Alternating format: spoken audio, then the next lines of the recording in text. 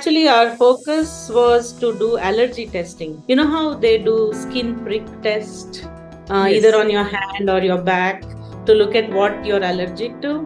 We Correct. wanted to replace that skin prick with a finger prick test that can do tell you what you're allergic to. Even before that, we were working with AIMS on the cervical cancer. So there was that women's health idea always. Top of the things were the cancers. Then there is also preeclampsia. This is when you see the blood pressure goes uncontrollably high. Either you lose the mom or you lose the baby.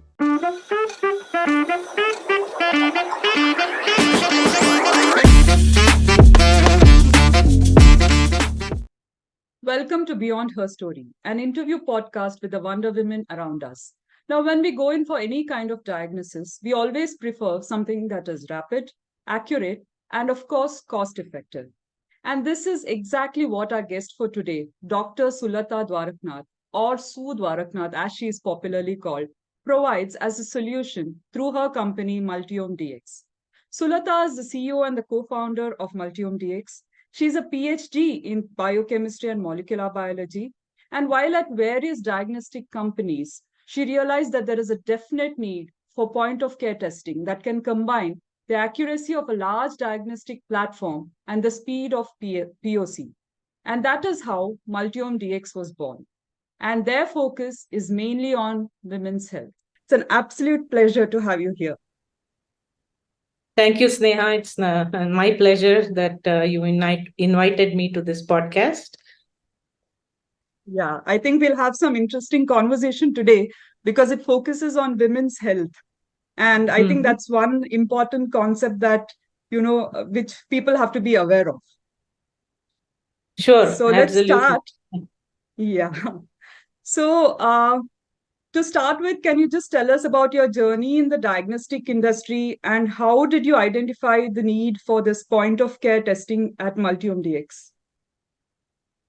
Yeah, it's been an interesting journey through 30 years now. So actually, I was not thinking of getting into diagnostics. Okay. I was looking at various things, but my research in my PhD was in cancer diagnostics.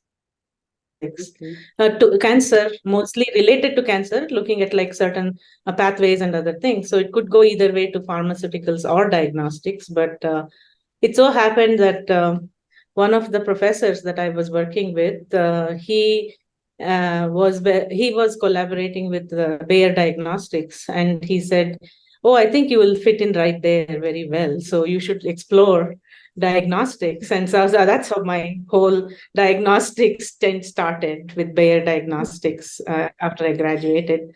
Well, Bayer is no longer called Bayer Diagnostics; it's Siemens now. But Okay. so from there, I took off basically doing various types of diagnostic tests. We looked at cancer diagnostics. We looked at sexually transmitted diseases, various other diagnostics, and these were all on their big machines. Okay. Which was placed in like hospital labs, or it was placed in testing labs like clinical labs and places Yeah. like that, which was a great learning opportunity for me, because we placed these machines in Memorial Sloan Kettering in New York City. And I was working over there. I realized some of the problems and ease of use for these big instruments. The problem is they're too big. They Yeah. take longer time, but they give you accurate results, right? So that's always has been in my mind. There should be a way to combine all these things together and Right. come up with something that can be also cost effective in the end of the day. So that's always been in my mind. And after my Bayer work, I kind of worked at smaller diagnostic companies. And this was during HIV time when HIV was peaking and people were trying to find innovative solutions for diagnostics for HIV.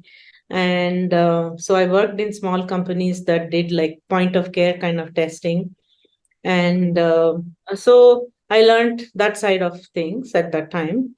then I was thinking, how do we combine these two? The accuracy that we get with the higher machines, the ease of use of the point of care.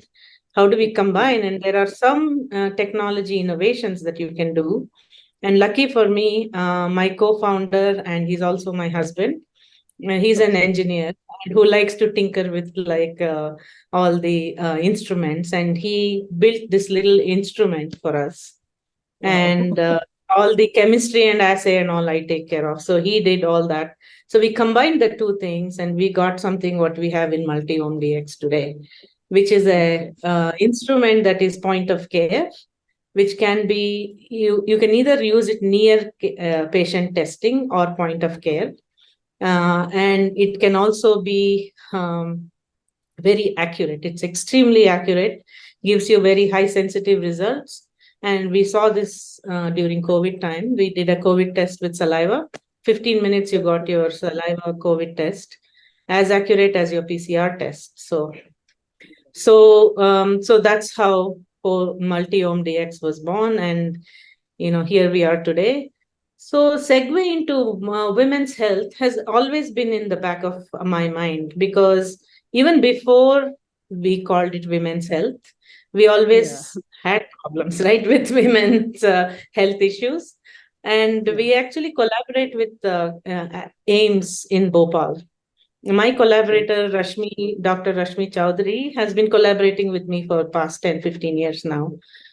We've Okay. come up with a new way to do diagnostics on our little instrument for cervical cancer.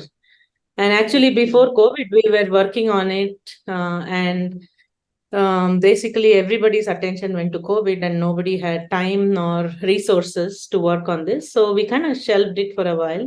Even we, Okay. MultiomeDX, we went off to do COVID testing. They were busy doing. So now we have all come back again. In fact, Okay. Government of India, Department of Health, we've gotten about a crore grant to take Wow. this forward. Now do Okay. clinical testing for cervical cancer, and then we, implement that in various places. Now, I mean, Yeah. at some point, I can tell you more about what we have, so that why it is important that we do cervical cancer Yeah. testing. Yeah, true. So one thing I wanted to understand is when you say point of care testing, does it mean that it is easily accessible? It's not in a big form and it's in a small form. Does that mean that? Yeah, so it's kind of a touchy go name sometimes. Point of care, everybody thinks of it as this little small strip thing that you can do it at your house or Yeah. somewhere. There is that, yes, that is also point Yeah. of care, or in home, at home testing.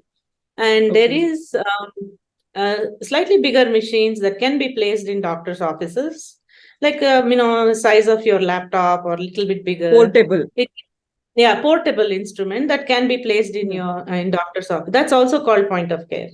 Okay. But there's also this term called near patient testing, which is Okay. mostly uh, the the fine divide between the two is very, very thin. But in terms of getting approvals, you have to either go this way or that way.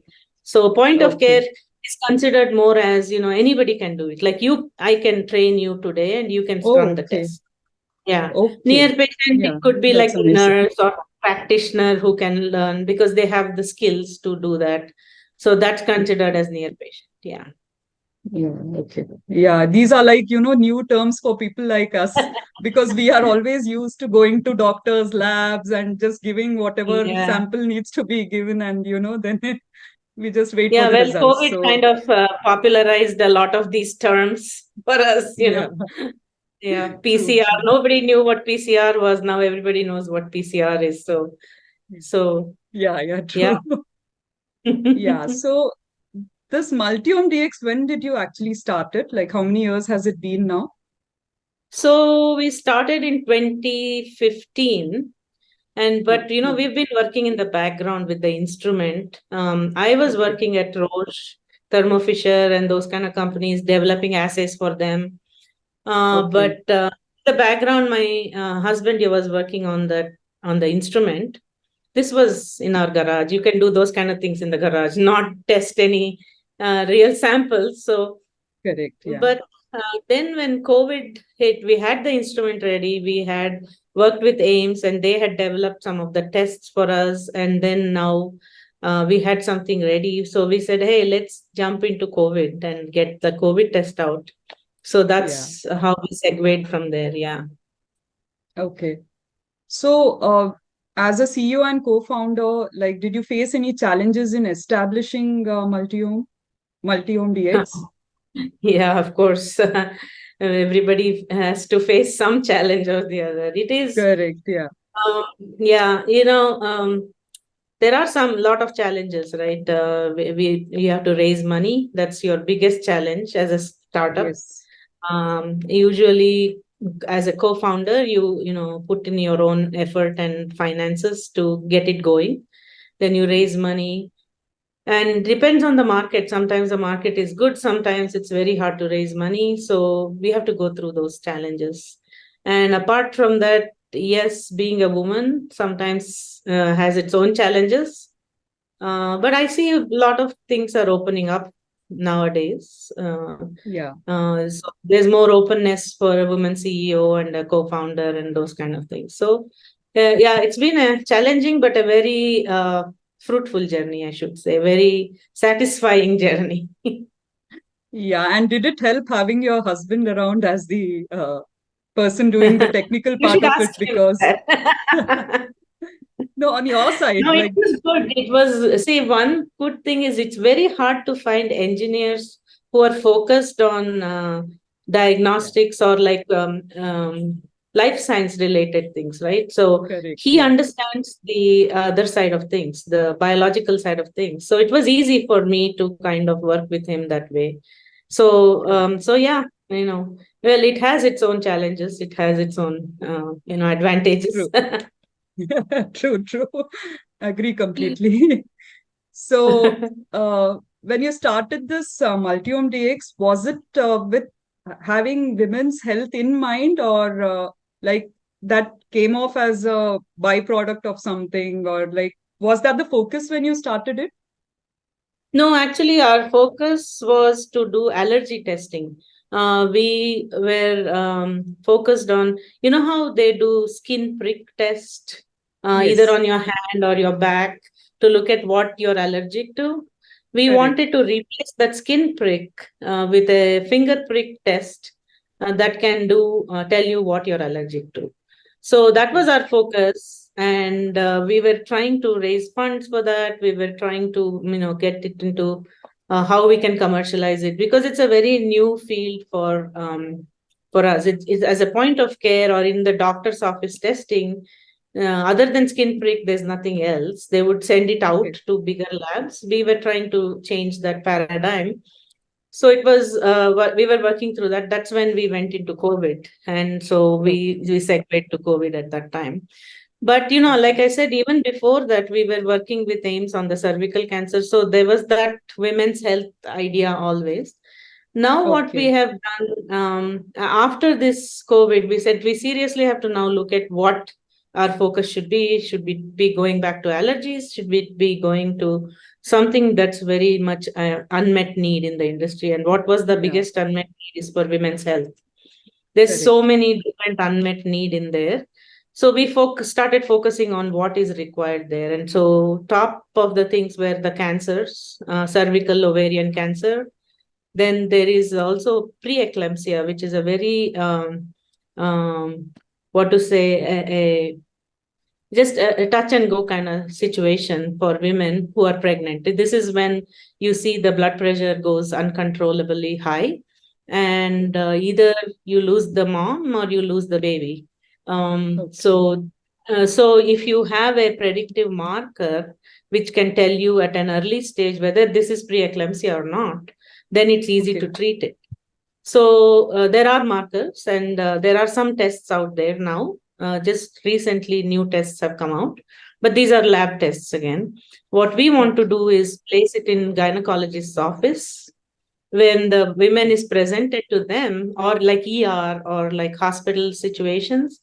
When a woman Correct. is presented with high blood pressure, they can quickly check.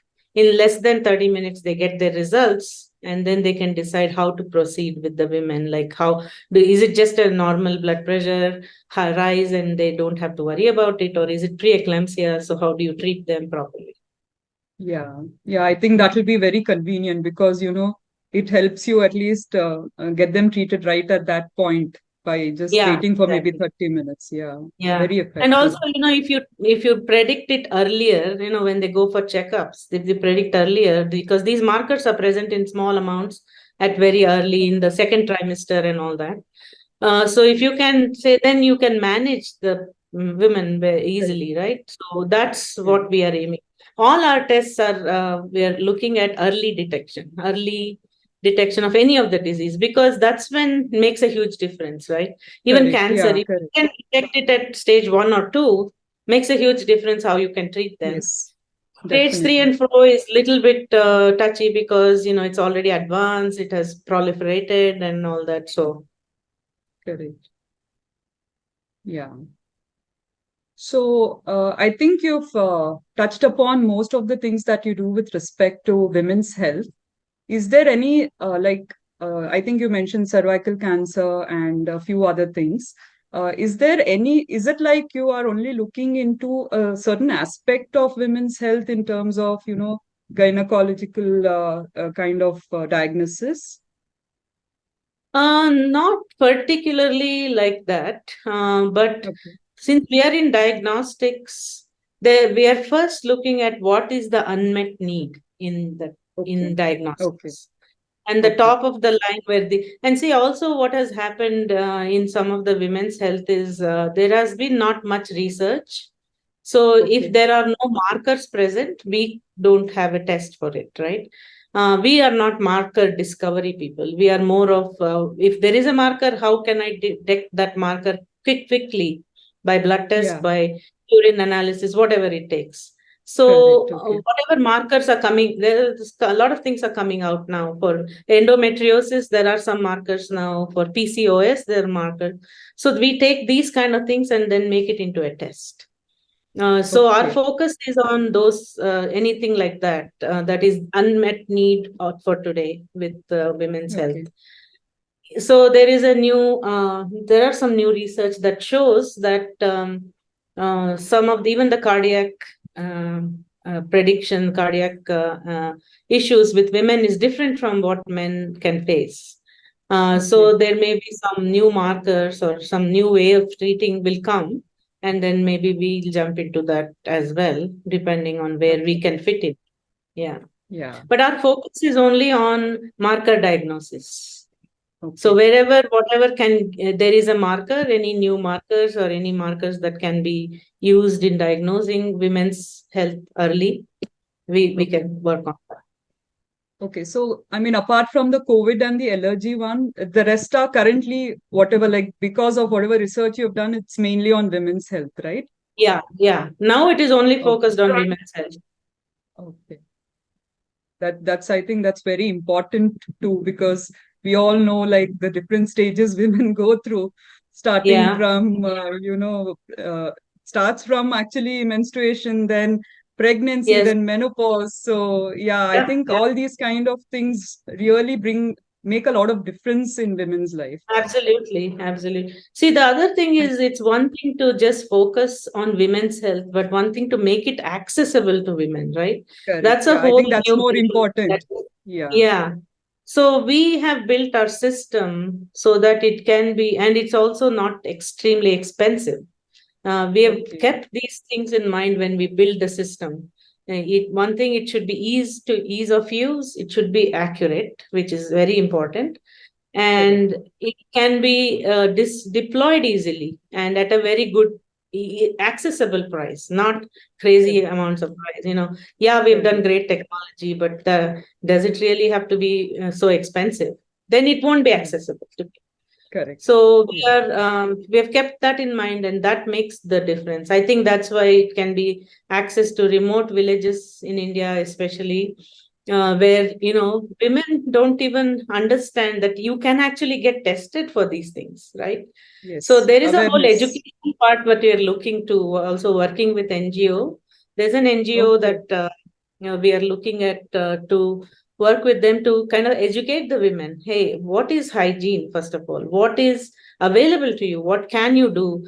They'll say, oh, I had stomach ache. But Yeah. it keeps coming and going, this is okay. It's not okay. You got to take care Yeah. of it.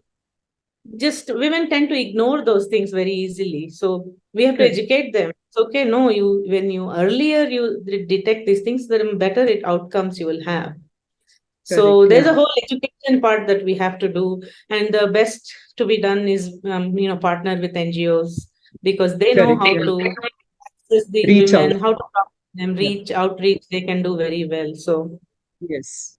Yeah, I think that's amazing actually. I mean, if we are able to get rural women to take these kind of tests, I think then you'll see a significant change in the way women's health yeah, are yeah. No, see, it directly reflects on quality of life, right? So, that's the idea, to kind of train them to understand. Look, you take care of it, your quality of life will improve, your family quality of life will improve. Some yes. of them are the main breadwinners, so they're very afraid of, so, oh, something happens to me, what happens? But they have to understand, if you detect early, then you can actually cure it. So then you won't have any issues. So Yeah, I think that's amazing actually. Um, So now that you have all this, like, where do you see MultiomeDX contributing to advancement of healthcare, like mhm. gender-specific diagnostics, or in the context of women's well-being, or do you see that you will be, doing more diagnostic tests that will help? Like, I know you mentioned that you're looking for accessibility, and Mhm. I'm not sure whether it's just women-specific, or in the future will you be looking at the other things too? No, yeah. So actually, women's health is the biggest focus, but we are looking at other tests. So what we have built is a platform, meaning Okay, it can do various tests like bacteria, virus, markers, all those tests. So having such a innovative platform, and a platform that can have so much strength, we want to take advantage of that strength to put it for various testing. So yeah, in India there has been a lot of talk about, because we can place one instrument. Let's say there's a community center, you place this one instrument, then they just buy different tests and do it on that the same instrument. They don't have to keep buying something, right? correct. So there's dengue, chikungunya, then there's TB, malaria, all that. We're talking to various organizations to see how much interest there is, what can be done, how do we see, the biggest thing is how do we deploy these things, right? So once we deploy Correct. our instrument, then we can bring up. So we have plans of bringing up other tests. And Okay. all, like I said, all our tests are very cost effective. So it will be very easy for people who can't afford to be able to access these tests. So yeah, we do Right. have plans looking at other things other than women's health. Yeah, Basically, everything is quality of life in the end, right? correct. So can you share with us like about the company's growth and impact in the coming years, like whatever you have in mind, other apart from, like there are two things, right? One is what are the kind of diagnostic tests and kits you can come up with, and second is where do you see all this so that uh, it makes a Yeah, bigger yeah. impact, because it's a great thing that you're doing. So Mhm. Yeah, so our vision is basically to be able to come up with any tests that are needed for today. Then again, like I said, we are working with various collaborators to take it to the place of need. Where is it exactly needed? So placing it in gynecologist's office, placing it in community centers. So our vision right now is to, we are aiming at getting all these done in the next year or two, to have okay, it out there. So different countries have different regulatory issues that are required to be taken care of. So in the US, FDA takes much longer to go through the process. We are starting our process for preeclampsia over there. And Okay. we for India, you have to go through the ICMR system. So we are going to go through with that. So as a separate thing. So so Indian focus would be on cervical cancer and ovarian cancer, and maybe the other tests, the chikungunya, dengue, and all that. Yeah. And for the US market, we will segregate to the other things, the preeclampsia, all that. Of course, we'll also bring all that over here as and when we need. We don't want to like go after everything in one shot. Correct. So we want Yeah. to stagnate that. I mean, stage it and then go one by one. Yeah.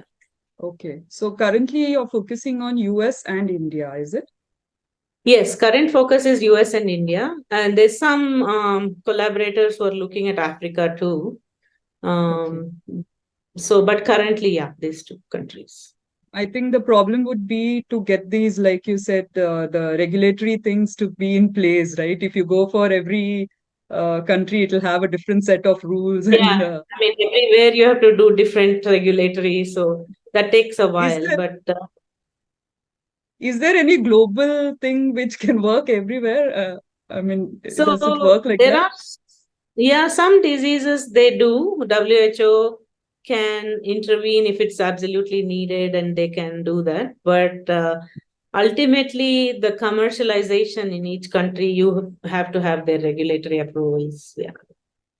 Okay. Yeah, I think during the initial phase, you mentioned something about cervical cancer, and you wanted to let maybe give us some more details on that. Yes. I'm trying to remember what what it was, but yeah, cervical cancer. Have um, we have developed our own test. There is HPV test which they're generally doing now, and there are various ways of looking at these cancers. Right. Sometimes you have to go to the origin of the cancer and take samples from there, which becomes more specific to what the cancer is all about. So we are approaching it in various ways to get the best outcome for this, and that's what we Okay. do for each and every test. Ovarian has been approached very differently. So it's variety of ways of approaching this. Okay. Yeah. I think, I mean, at least listening to this, I am little amazed at, the kind of work that you're doing. And I know that you have several publications and a patent, and also have received honors and awards. So how does it feel to be acknowledged for the wonderful work that you're doing? It always helps. You get when you're trying to do so many things, and you're trying to achieve so many things in short period of time, you do get demoralized sometimes. Some of these things do help to make you feel like, okay, I can do this, that kind of stuff. Yeah. But I do always remember what Steve Jobs had said, right? He always said that if you love what you do, you will get it succeeded. So it's always good. You can do great work when you love what you do. So that I keep that in mind all the time, That's awesome. because it helps to focus ourselves. Yeah, I know. So do you have one patent Yeah, or so we have several? one issued patent. We have filed for 10 patents. The Wow. second one should be coming out very soon. The reviews have looked very good. So, yeah. Okay. Okay, that's very nice actually. Yeah. So, Yeah. as a successful entrepreneur and a leader in diagnostic industry, what advice would you give to women entrepreneurs who want to make a difference in the healthcare sector specifically? Yeah. Well, like again, I go back to Steve Jobs. So if you want to do good work, you should love what you do. And when you like what you do, you won't feel the stress. So that is Yeah, important to keep in mind. And being an entrepreneur, you have to face a lot of difficulties, variety of things. Sometimes they look very easy, sometimes they're difficult. But if you keep at it and you say, I will do this and I have patience and perseverance, I think you'll achieve what you can get in the end. Right. I mean, I still haven't achieved everything that I wanted to achieve in this, and we're going towards that. But Yeah. as a if you're a new budding entrepreneur, I think keeping at it with a lot of patience and perseverance helps a lot. Wow. That's amazing advice. Thank you. So uh, now you're balancing the demands of being a CEO and co-founder, right? And you're also doing the other part of the work, right? There are two different things as far as I understand, right? Being a CEO and founder, you'll have to look for collaborations, grants, Yeah. and everything. And in the back end, you're also working on the diagnostic tests and the different things that you could do. So how do you balance this? Yeah, so it's that is actually a tough part of the whole job. Mm. Um, as a CEO, yes, you have to manage the whole company, manage the people, and you have to make sure you raise funds, you Correct. make collaborations, do all that, make sure your product is in a good marketing situation, commercialization, all that stuff. But being a technical CEO, I think since my background is from technical side, you have to also focus on how do you develop the product. So it takes a lot. It is more than 24-hour job. I can tell you that. So, I but can I guess you should understand. Yeah. ask my kids how what happens with this. So I've dragged them to many meetings. I have dragged them everywhere with me, and so they're used to it now. They're like, oh, they know. Oh, mom, you're going to work. Okay, that's fine. But it's good Yeah. to pause many times, take a breath, and say, hey. Okay, you know what? I have my other life too. I need to focus on that, and I have to do some things with that. So but I have two daughters, and I always want to empower them to do what they want to do, and Correct. also learn how to balance work life. And Yes. so I hope I have taught them how we can do this. Yes, sometimes Yeah. it's very hard because you have something going on, and then you got to go take a phone call. But now they have, I think, understood. They're grown up. They understand what it is. So Yeah. Yeah. I think that's equally important because, the generations, younger generations, once they understand that, yeah, it is yeah. possible, you can manage, you can balance, I think it makes a lot of difference and it No, does yeah, make them feel more empowered. yeah, absolutely. And Yeah. I'm not saying, every woman should be working, every woman should be doing, Correct. innovative things. And they have their own innovation in every way. It's just, Yes. what when you do it, whatever you do, if you do it with great love and you do it with great persistence, it will all have good impact in your life. Finally, we are all looking for a good quality of life, and that's Correct. what should be achieved. Yeah. Yeah. I think that's more important. Correct. Yeah. And does having your husband as a co-founder help you a lot in maintaining this work-life balance, or is it that, both of you are very busy trying to Yeah, well, manage both of this? us are very busy, but I think it helps because I don't have to explain anything, right? I Correct. mean, he Yeah. knows exactly what's happening. He knows exactly where I am today to doing what. So he takes over with the kids. And I know when the kids were young, I had to travel a lot, so to meet collaborators, to do various things, going Correct. conferences and all that. And I never felt that, oh my God. I mean, yeah, I felt that, oh yeah, I got to leave this small baby and go, but I never felt like, oh, what will happen to her, because he was right there jumping into the things and doing what needs to be done. So I think that helps a lot because he Yes. knows exactly what's going on in the company, so it's much Correct. easier. Yeah. Yeah. And I'm sure even if they are not in the same company, a lot of men are very supportive these days to Yes. you Yes. help out Yeah.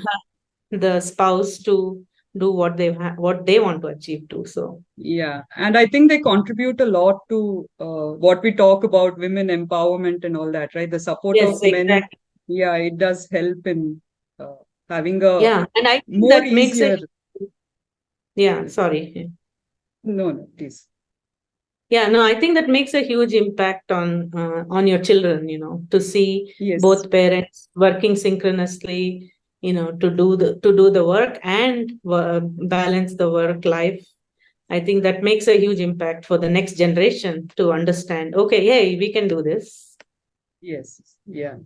So I think now we've got a very good idea of what MultiomeDX is in and the kind of that you work, the kind of work that you do. I mean, it's amazing to hear, especially for people like us. It's so good to know that there's so much of research and so much of effort going into creating things that are rapid. Like you said, it's cost effective and rapid and like a point of care, which is going to be accessible to people.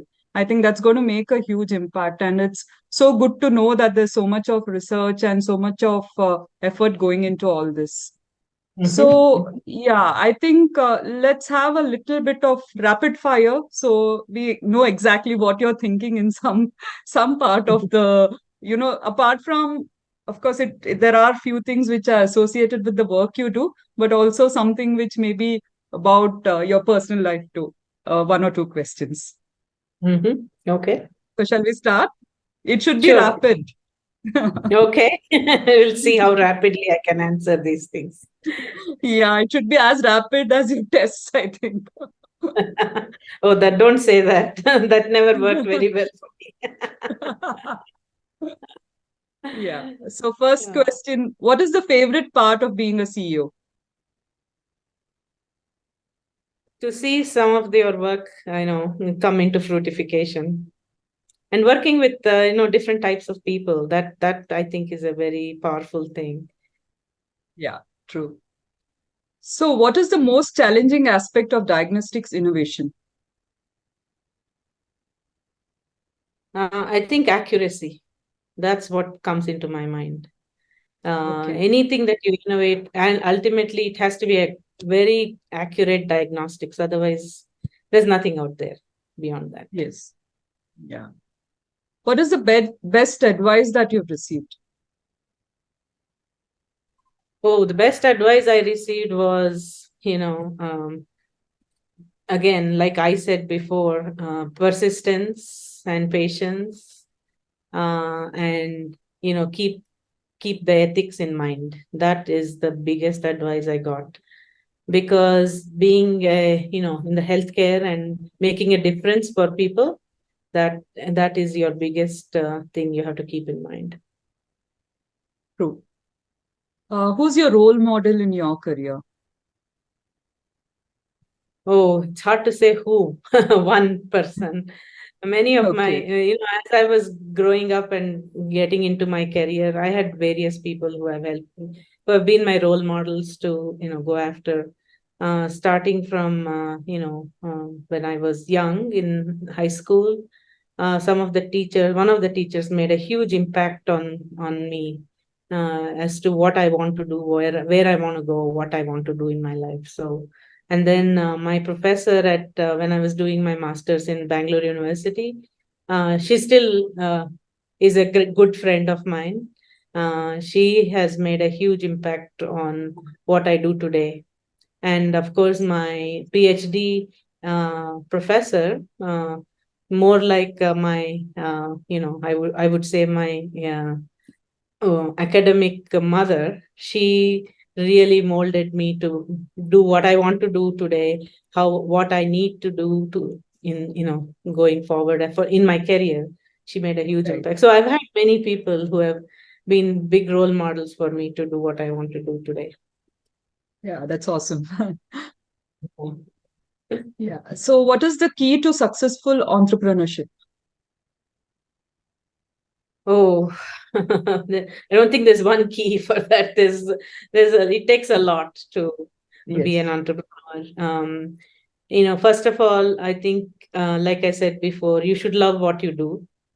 And if you want that to make your career, you should be really, really persistent and, very uh, good at it, and then go for it with a lot of Yeah. patience. I think that is the key to be an entrepreneur. Yeah. So what's your favorite hobby outside of work? Oh, I love to travel. I love Wow. to hike and do a lot of hikes, camping, hiking, a lot of outdoor activities. So I try to do that. It actually gives me a lot of really stress-free time when I do these things. So I I know. make it a point at least once a week to do some activity like that to give me some stress-free. Even though every day I try to do my yoga, exercise, all that, it's still not enough, I think, to keep you Yeah. stress free. But you have to get out there, forget about In the everything, nature. and Yeah. yeah, Yeah, it yeah. helps. So it helps a lot. Yeah. Yeah. What's your dream destination for a vacation? That's a good question. I think I like the beach a lot. That's what I've Okay. realized after seeing many things. But there's so much in nature that makes you so feel so different and so humbled that you're Yeah. such a small part of this whole world. True. Whenever there is a natural disaster, I always feel we're so helpless. We try to think of ourselves as, oh, I can do this, I can control this, I can do, achieve this thing in life. But when you see Yeah. that, you're so humbled, you're like you're nothing in front of this whole thing. So Correct. True. Which yeah. is your favorite book or author that you love reading? I like mysteries a lot. So Oh, uh, okay. from Nice. yeah, so I have various mystery writers that I keep reading books about. So yeah, while growing up, of course, Agatha Christie was my favorite author. Of course, now there's so many authors that. So I like Yeah. mystery. So I don't usually go by author. Awesome. I go by that. For the, yeah, John. Okay. Yeah. Yeah, I think it's been a very, very, very, insightful conversation that we've had. And yeah, it was great to have you here, Sulatha, Dr. Sulatha. Sorry. Oh no, I it's think okay. even So in let's the try. even in the introduction, I've missed that. So No, no, no, yeah, it's not. That's not important. yeah. Uh, so before we conclude, do you have any final thoughts or messages that you would like to share with our viewers? Uh, yeah, I think what I would like to say to everybody is follow your heart, follow what you want to do, what you love to do. And it may be something that may not look very lucrative for the rest of your life, but if you put your head into it and your heart into it, it will be a successful thing for you. So go for it at that time. Yeah, I think that's a very good advice, especially in current times, where there's so much of societal pressures to do, specific things and all that. So I think that's very good advice. Yeah, And yeah, can people reach out to you if they have any questions? Like, is there any specific? So what we'll do is we'll leave the link to your website, and yeah. maybe you can share the links so that people may, if they want to connect with you, they can do that. Yeah, they can, contact me directly instead of the link from the website. It's su@kaya17.com. Okay. And I think So, we can leave your LinkedIn link also in case sure, people the want to get LinkedIn in link touch will with be you. fine. Yeah, that'll be fine. And they Yeah. can message on LinkedIn and all that. No problem. Yeah. Okay. And Fantastic. Sneha, I I think, should tell you that you're doing a great job with this podcast. thank you. Thank you so much.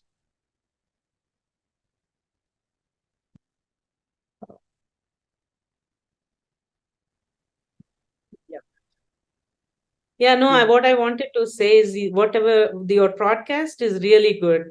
I think it's a great platform for a lot of the women to showcase what they're doing. And I think Yes. it's needed. And thank you for doing this. And you've done a Yeah. great job. I've watched some of your podcasts. It's really good. Thank you. Thank you so much, Dr. Sulatha. Yeah. Thank you. So I think And fantastic. It's been a fantastic conversation. And yeah, thank you once again. Thank you for Thank you so joining us much. and taking the time out. Yeah. Thank you very much. It was a lot of fun talking to you. Yeah, same here. Thank you. Bye. Bye.